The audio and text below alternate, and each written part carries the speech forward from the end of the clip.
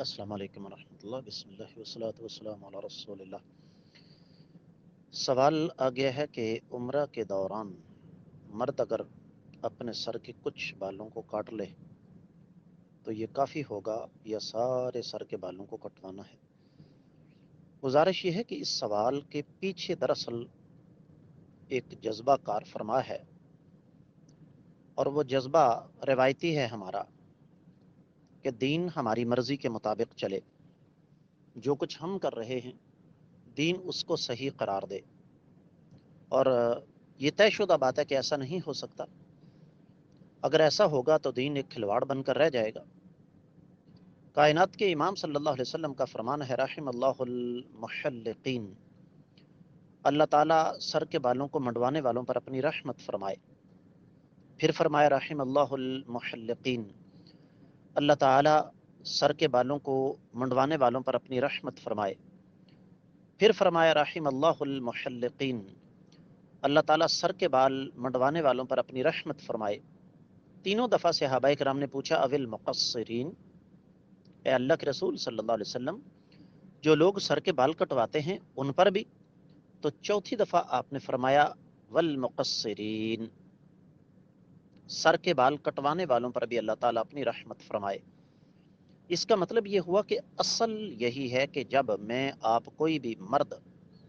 عمرہ کرنے کے لیے جائے، حج کرے، تو سر کے بالوں کو مکمل طور پر منڈوا دے،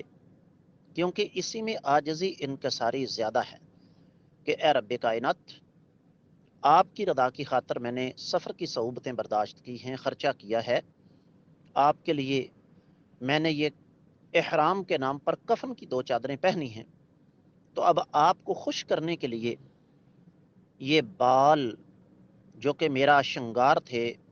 میری زینت تھے، میری خوبصورتی تھے، میں ان بالوں کی بھی قربانی دے رہا ہوں، ان بالوں کو بھی منڈوا رہا ہوں۔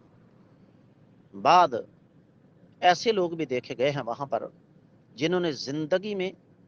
پہلی مرتبہ سر کے بال منڈوائے، اور انہوں نے خود ہمیں بتایا، لیکن ساتھ انہوں نے یہ بھی بتایا کہ سر کے بال منڈواتے ہوئے آنکھوں سے اللہ تعالیٰ کے ڈر، خوف اور شکر کی وجہ سے آنسو بھی آ رہے تھے کہ اللہ کی خاطر ہم نے یہ بھی قربانی دے دی۔ تو اصل چیز تو یہ ہے، لیکن بات پھر وہی ہے کہ چونکہ ہمیں اپنی مرضی کا دین چاہیے، یہ میں سائل کی بات نہیں کر رہا، ایک عمومی بات کر رہا ہوں کہ چونکہ دین ہمیں اپنی مرضی کا چاہیے، ہمارا ہیئر سٹائل خراب نہ ہو، ہمیں لوگ گنجا نہ کہیں، ہماری لوگ چندیا کا مذاق نہ اڑائیں، ٹنڈ کہہ کے لوگ ہمیں چھیڑے نہیں، لہذا ہم اپنے سر کے بال